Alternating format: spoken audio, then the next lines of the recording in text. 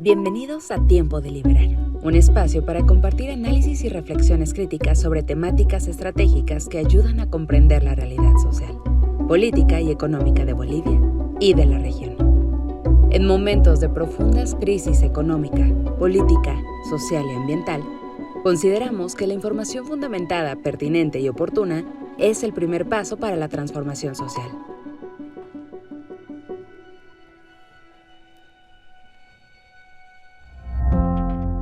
En esta oportunidad nos acompaña Aleida Samar, una reconocida profesional mexicana, doctora en Economía Internacional, miembro de la Sociedad Internacional de Economía Ecológica y parte del Grupo de Iniciativa para la Transparencia de las Industrias Extractivas. Ella nos brindará una perspectiva más amplia sobre la temática de la transición energética. Bienvenida, Aleida. Muchas gracias por aceptar nuestra invitación. Muchísimas gracias por la invitación al CEDIP. Es un gusto poder estar aquí con ustedes. Estamos en un contexto mundial muy complejo, con una guerra arancelaria y pugnas geopolíticas importantes que están reconfigurando la economía y probablemente la vida política en el mundo. Y países del sur global, como los nuestros, están muy atentos a los impactos que van a sufrir, inicialmente de estas políticas arancelarias, pero además otro tipo de impactos en el campo político y social. Y precisamente ahí quisiéramos que nos brindes una visión más amplia. Quisiéramos hablar sobre la transición energética en este contexto. Para empezar, quisiéramos que nos comentes sobre qué es esta denominada transición energética, tus críticas a la misma y la visión de desarrollo detrás de esta. Muchas gracias por la pregunta. Me parece muy interesante porque justo creo que hay varias cosas que se tienen que poner sobre la mesa para poder entender la transición, ¿no? Lo primero es que el sistema económico como tal ha priorizado, y no solamente económico, sino también político, ¿no? Ha priorizado que todo el tiempo tenemos que estar creciendo en términos económicos. De hecho, se mide la economía por el Producto Interno Bruto, se mide también por el supuesto crecimiento que tiene cada uno de los países, y al priorizar eso, al hablar de crecimiento, lo que necesitas, de hecho, el Producto Interno Bruto se mide por bienes y servicios, básicamente. Entonces, si tú ves la ecuación, no es gasto, bienes, servicios, exportaciones, importaciones. Entonces, como le hemos dado prioridad a eso, hemos confundido ese crecimiento con desarrollo, que no es lo mismo. El desarrollo significa el bienestar de las personas, la calidad de vida, la educación, entre otras cosas más. Entonces, al darle prioridad al crecimiento económico, pensamos que seguir produciendo es la opción y por lo tanto, ¿no? Lo que hemos hecho con esta supuesta transición energética es que cada vez utilizamos más energías. Tenemos una matriz energética mundial que principalmente consta de combustibles fósiles, de gas, energía nuclear, energía eólica, energía solar, geotérmica, pero justo cuando hablamos de transición hay un problema que se vincula, como bien lo dices tú, ¿no? Con esta parte de desarrollo, de crecimiento, que entonces pensamos que para poder seguir en ese camino, digamos, en esa carrera, ¿no? Hacia el crecimiento, es necesario seguir extrayendo más bienes naturales. Porque si vemos una ecuación así muy sencilla de cómo hacemos para crecer, ¿no? Necesitamos o para producir, necesitamos capital, necesitamos trabajo, necesitamos recursos naturales. Entonces, en esa carrera se piensa que extraer esos recursos nos va a ayudar a seguir creciendo. ¿Por qué la crítica a la transición energética? Porque en realidad no estamos haciendo una transición, no es un cambio, no es una modificación, sino seguimos acumulando energías. Entonces, las energías que antes ni siquiera conocíamos y que no necesitábamos, como eólica, solar y otras, ahora las estamos metiendo a la matriz energética y aún así la matriz energética en un 84% sigue siendo de combustibles fósiles y gas. Y el 16% es de todos estos elementos nuevos. Entonces solamente extraemos de más territorios, minerales, gas, aire, agua, otras cosas para hablar de esta supuesta transición energética, pero en realidad es más una cuestión política y económica, que hace varios años, en la década de los 70, ¿no? Cuando era presidente Jimmy Carter, justo puso estas dos palabras sobre la mesa, se discutieron en la ONU, y solamente para que algunos países se alinearan a hacer ese cambio, pero en cambio las grandes potencias como Estados Unidos, Rusia, China, etcétera, no han hecho esas modificaciones. De hecho, hemos visto resurgir con la guerra de Ucrania y Rusia el uso del carbón. Y hemos visto también cómo se está utilizando mucho más el petróleo y cómo hay muchas naciones que están preocupadas por su supuesta soberanía energética, priorizando justo poder tener plantas para que haya petróleo, plantas para que haya gas, ¿no? Entonces creo que esa sería como la crítica más fuerte, es que no es una transición, es una acumulación, ¿no? Y estamos cada vez en un mundo más voraz y más desembocado, ¿no? Por tener distintos tipos de energía, a grado de que también se hacen guerras y se hacen invasiones para obtener los recursos de esos países. En este contexto de la transición energética, la minería tiene un rol particular, especialmente para países como México y Bolivia, países llamados en desarrollo, países del sur o proveedores de materias primas. Y la minería en particular tiene un papel especial en su provisión.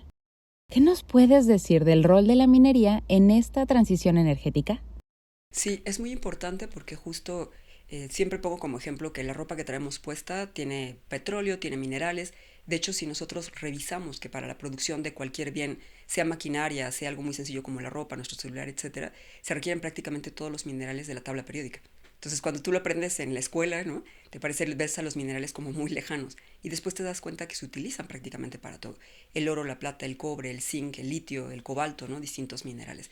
Entonces, en esta supuesta transición energética han tomado mucha relevancia ciertos minerales, sobre todo los que son considerados minerales estratégicos o críticos, porque se dice que necesitamos fácil 15 o 20 minerales para poder hacer la transición. ¿Por qué?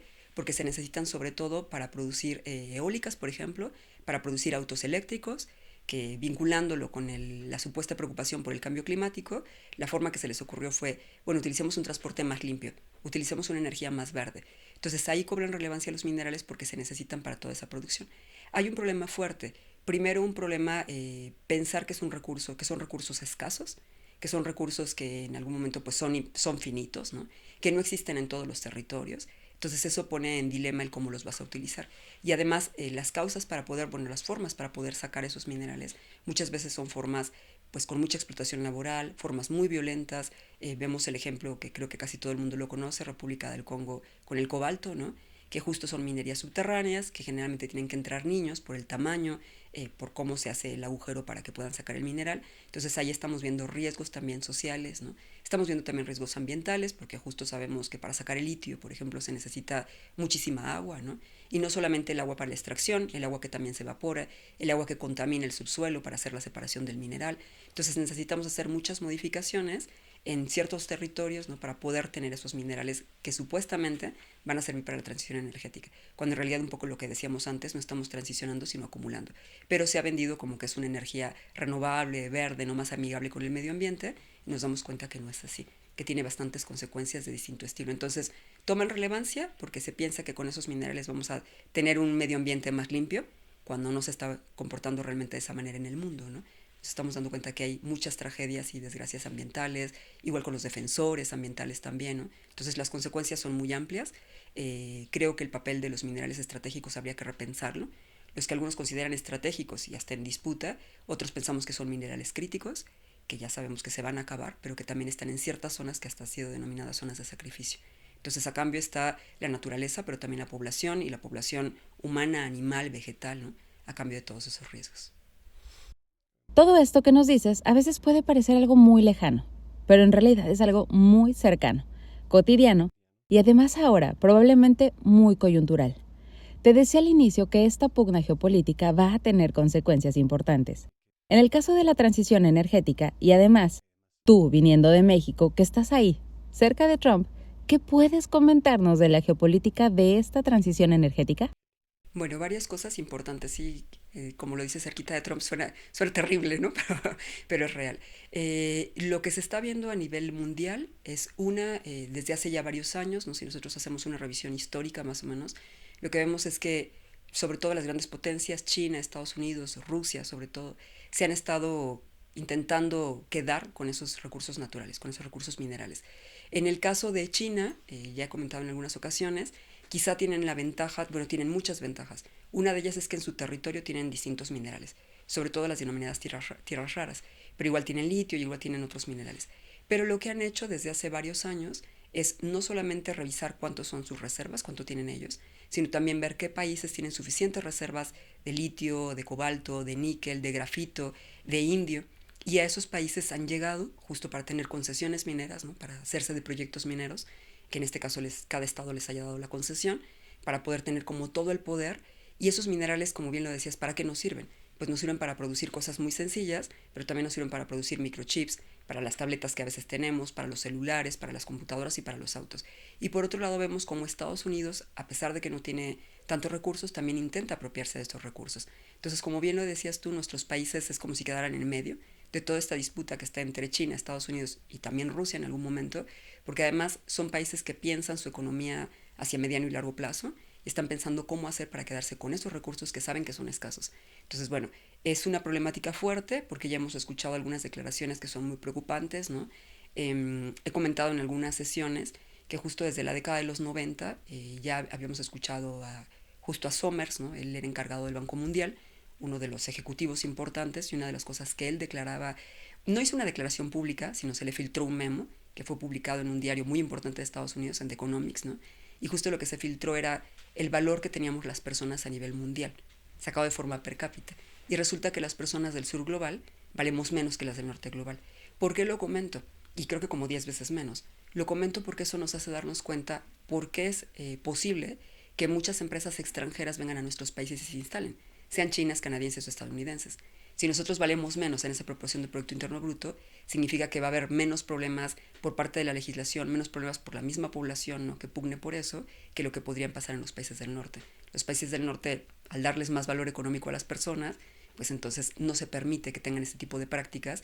Por ejemplo, el hecho de que haya derrames petroleros, mineros, de lixiviados, ¿no? En esos países está mucho más prohibido. Es más, en muchos países está prohibido el uso del mercurio. En nuestros países está permitido. Entonces, son varias cosas que nos vamos dando cuenta desde esa estrategia, digamos, geopolítica, que ya es declarada públicamente. Y otra de las cosas que también se puede comentar acá es igual, hace como 2 o 3 años, ¿no?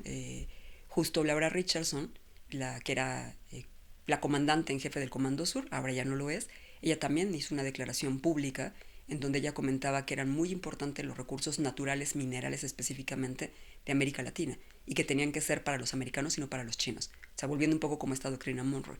Entonces nos damos cuenta que está esta disputa geopolítica, hay un montón de elementos ahí que podemos analizar, ¿no? Vemos cómo se van moviendo pues también los acuerdos entre países, y al final América Latina y Asia, de la parte de abajo, terminamos siendo, y África, como un sándwich. O sea, somos países ricos en recursos naturales, parecía que estamos hablando de la maldición, ¿no?, de estos bienes naturales, y lo único que hemos aprendido es simplemente casi a regalarlo a otros países, a que lo extraigan dejándonos muy poquito a cambio, ¿no? Estos espejitos, que ya bien lo dice la canción de la maldición de Malinche, ¿no?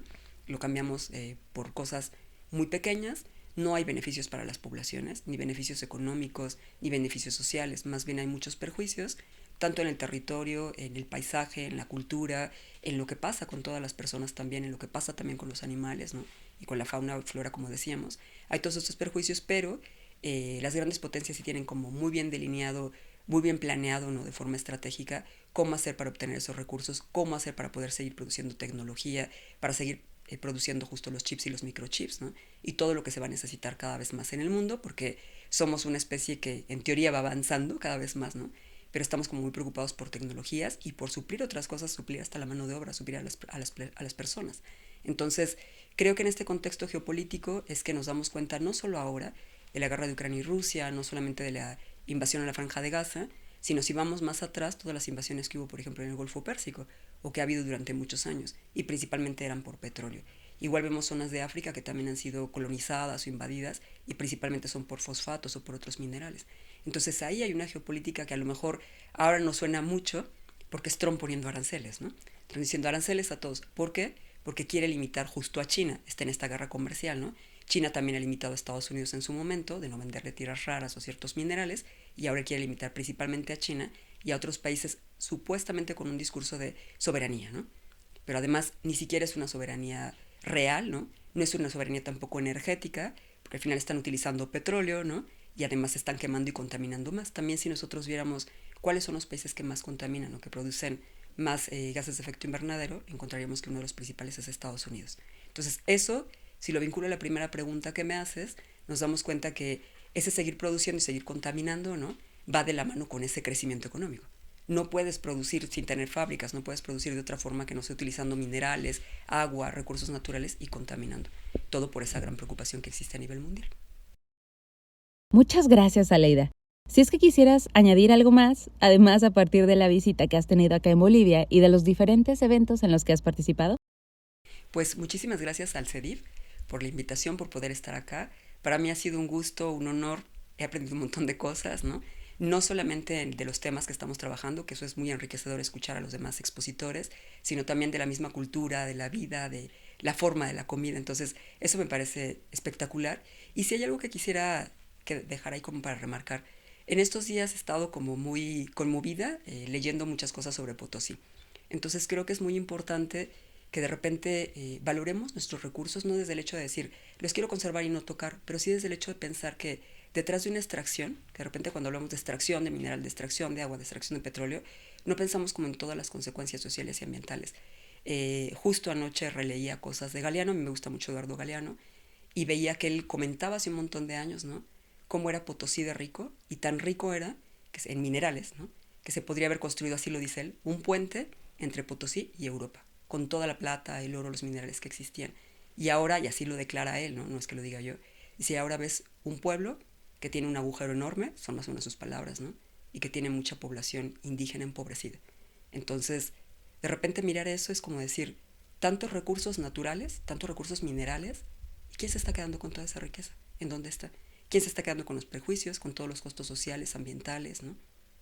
Entonces ahí nos damos cuenta de esa división grande que existe entre el norte y el sur, entre los grandes empresarios y la población de a pie. Entonces creo que repensar si realmente queremos seguir viviendo de esta forma, si realmente pensamos que la solución es extraer litio, cobalto, oro o cualquier otro mineral o cualquier otro bien natural, o si la solución es la otra vuelta, ¿no?, que sea realmente conservar la vida de todos de la mejor manera posible y con bienestar.